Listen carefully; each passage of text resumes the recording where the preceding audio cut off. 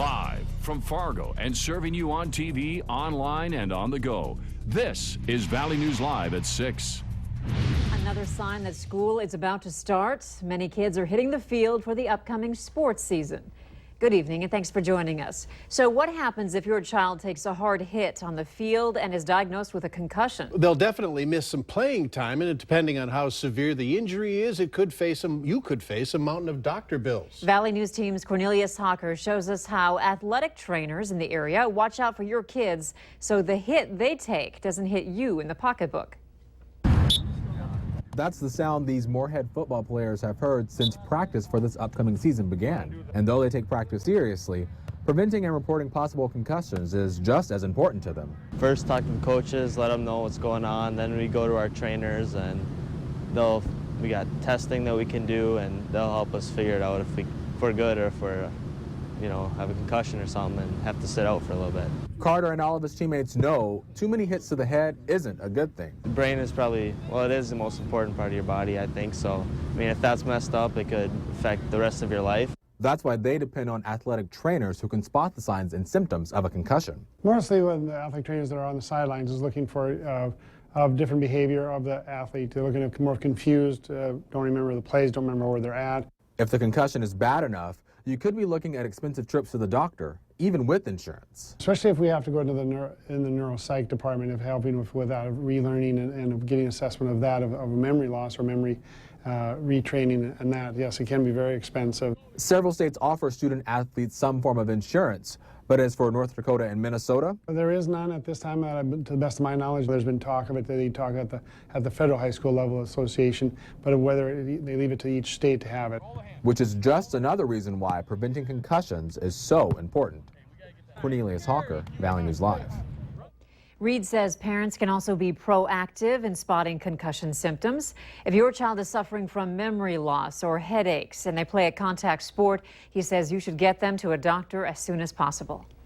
A beautiful day for the most part in the valley. However, there were some rumblings this afternoon. Let's get the latest from Hutch on what's happening now and what will be happening tonight. Hutch? Well, the main theme here is most of us are going to stay dry, and we've really warmed up as we had some fast-moving thunderstorms earlier in the southern valley that did become briefly severe. Some reports of some pea-sized hail in Otter Tail County and a lot of rain in southeast Otter Tail County, not far from their neighbors in Wadena County. Still some strong storms north of the Brainerd area right now, capable of sizable hail over an inch in diameter. A little bit of lightning in northern Cass County right now, moving south. It will likely head in the general direction of Castleton. More on that storm in 1 second. And a line of isolated storms from the Pennington County area, Polk County, up towards War Road. Not much expected from them. Take a look at this tower cam time lapse. This is the northern Cass storm. Really a nice and persistent updraft there as the storm is drifting its way through. Again, I think most of us are going to stay dry this evening. Temperatures in the 80s, eventually 70s. Strong thunderstorms in the forecast. I'll have details on when and where here in just a few moments. Look forward to that. Thanks, Hutch. And you can stay up to date on weather conditions where you are anytime on your smartphone or tablet. Just download the Storm Team weather app to get the very latest weather conditions and even follow the radar live. Just search VNL Weather in the App Store. We have new information out of Mahnomen, Minnesota tonight. The man who was found dead in a home just south of Mahnomen has been identified as 43-year-old John Rock of Minneapolis. Police responded Friday morning to a call of a man bleeding from his leg. Investigators say Rock had been stabbed and bled to death.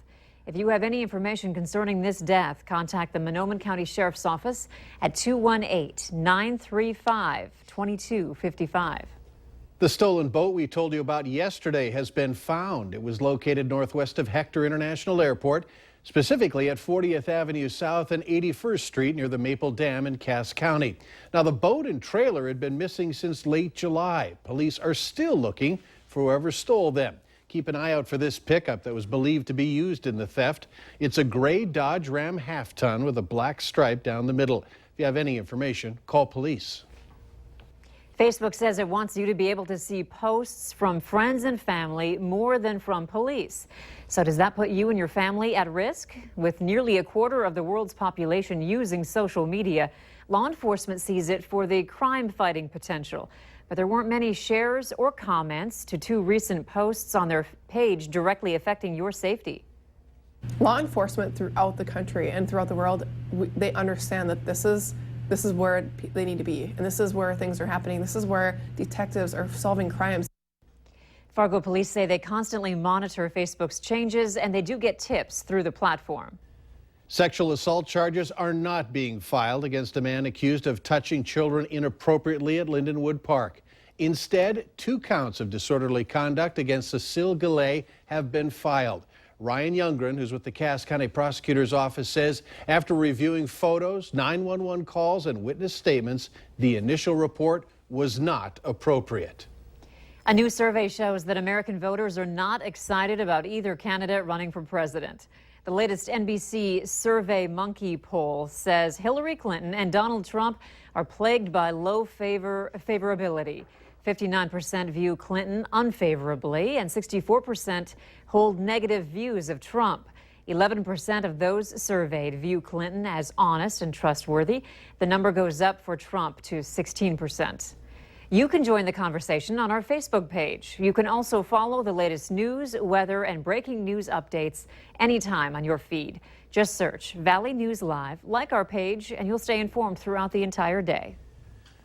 Funeral arrangements have been made for former Redhawks pitcher Jake Labor, who died Sunday. Services will take place Saturday at Salem Evangelical Free Church in Moorhead.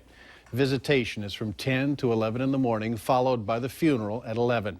A cause of death has not been released yet. His obituary says that Labor was recently diagnosed with cancer and had finished his first week of treatment. Meanwhile, the Redhawks will hold a moment of silence before Friday's series opener. Having a parent in the military can be tough, especially if you're young. Nearly 100 kids this week are taking part in Operation Purple Camp. It's a free week of camp for children who have a parent in the military, has experienced an injury while serving, or is returning or gearing up for deployment. Valley News Team's Ashley Bishop explains. A special group of campers are spending the last lazy, hazy days of summer at the YMCA Camp Cormorant. But these kids are doing more than your typical camp activities like swimming and ziplining.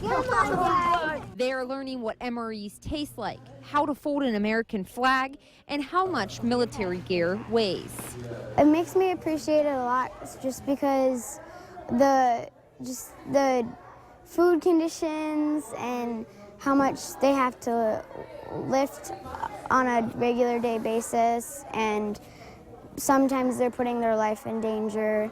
Adriana's father is in the Army National Guard, and while she was younger, he was deployed. She says she remembers what it felt like when her daddy was gone. Stressful, because it was hard for my mom because there was a lot of time where she had to be like cooking or something, and me and my sister needed help with homework or just about anything. It's important for these kids because their parents are in the military, and for them to learn what their parents are doing and experiencing so they can have that shared experience with them. Operation Purple Camp is for kids aged 7 to 15 and allows them to be around kids that have gone through similar things.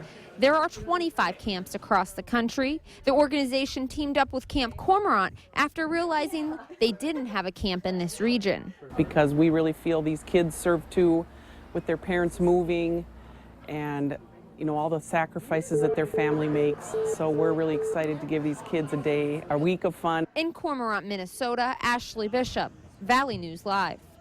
Great idea. Why is it called Operation Purple? Well, the color purple symbolizes all who serve. The camp is sponsored by the Wounded Warrior Project. Every branch of the military is represented. A Fargo-based company is at the forefront of fighting a disease that kills 500,000 people every year. The biotech company Aldevron says it's working on a vaccine for malaria.